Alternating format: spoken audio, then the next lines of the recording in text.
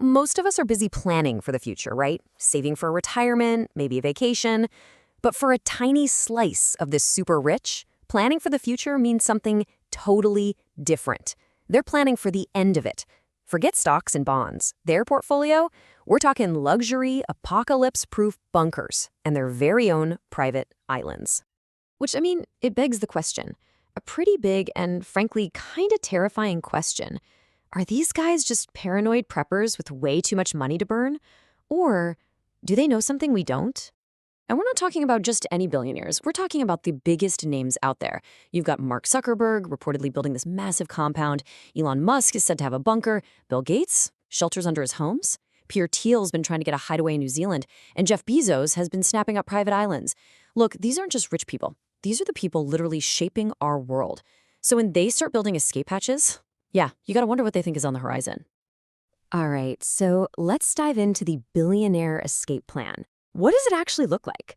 Because this isn't some niche hobby anymore. Oh no, this is a full-blown, booming industry for the world's top 1%. Honestly, it's become the new ultimate status symbol. Forget the supercar, forget the super yacht. The real flex for today's elite is a doomsday bunker. And let's be clear, we're not talking about some damp cellar with a few cans of beans. We are talking about massive, sprawling underground fortresses. So what does a multi-million-dollar panic room actually look like on the inside? Well, let's take a look. We're going to go inside some of the most secretive and incredible structures being built right now. Okay, first, let's just talk about the sheer scale of the money involved here. $270 million.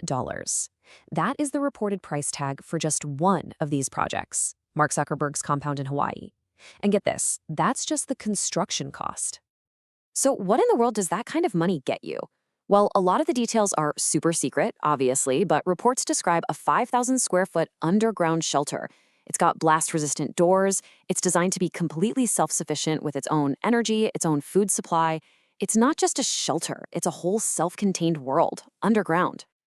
And hey, if you don't want the hassle of building your own, don't worry. There are companies like Vivos that will happily do it for you. And they aren't just selling you a single bunker.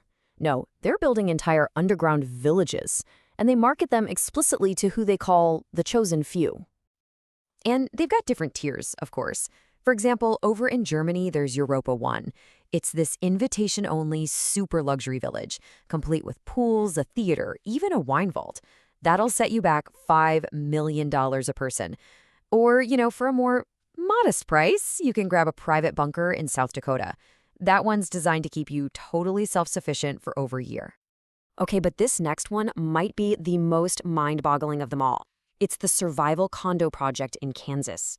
What they've done is they've taken an old, decommissioned nuclear missile silo, a structure literally engineered to survive a direct atomic blast, and they've turned it into a 15-story luxury apartment complex. So let's take a little tour, shall we?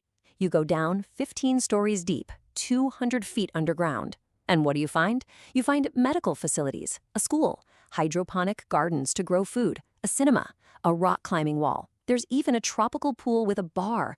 It's a whole society, completely self-contained, built for what comes after the world ends. Now, if a pre-planned community feels a little, restrictive for you, there are companies like Rising S.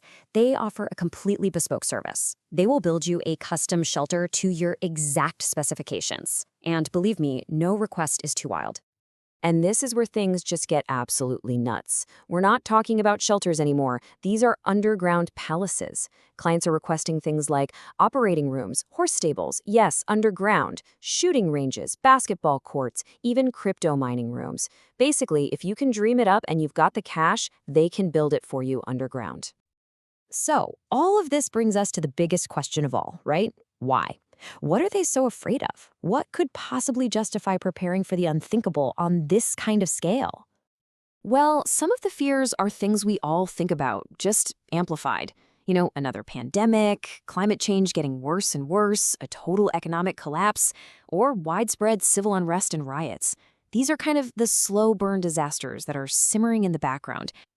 But then, they're also planning for the really, really big stuff, the truly catastrophic scenarios. We're talking supervolcano eruptions, a major asteroid impact, the magnetic poles shifting, or, just good old-fashioned all-out nuclear war. These are the full-on extinction-level events. So if a global catastrophe does hit, where do you go to ride it out? Well, for a lot of the super-rich, the answer is New Zealand. Its remote, isolated location used to be a disadvantage, but now it's its greatest asset. It's seen as the ultimate safe harbor, a place to escape the chaos of the rest of the world. And all of this leaves us with one final and really crucial question to think about. Is this whole thing just an elaborate escape plan for the very few, or is it a warning sign for everyone else? The media theorist Douglas Rushkoff has this really powerful critique. He says it's like they're building a car fast enough to outrun its own exhaust. His point is that these billionaires are trying to build an escape hatch from the very problems that, in some cases, they helped create. And this really gets to the heart of the two different ways you can look at this.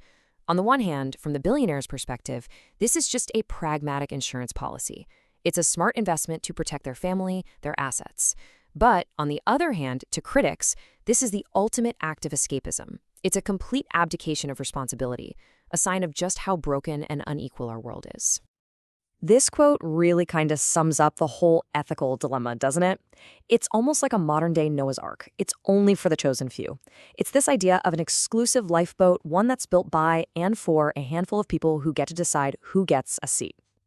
And that brings us right back to where we started, but maybe with a bit more urgency now. When the people with the most power, the most money, and arguably the most information are building themselves escape pods, should we just see that as their own private plan? Or is it a final warning for the rest of us?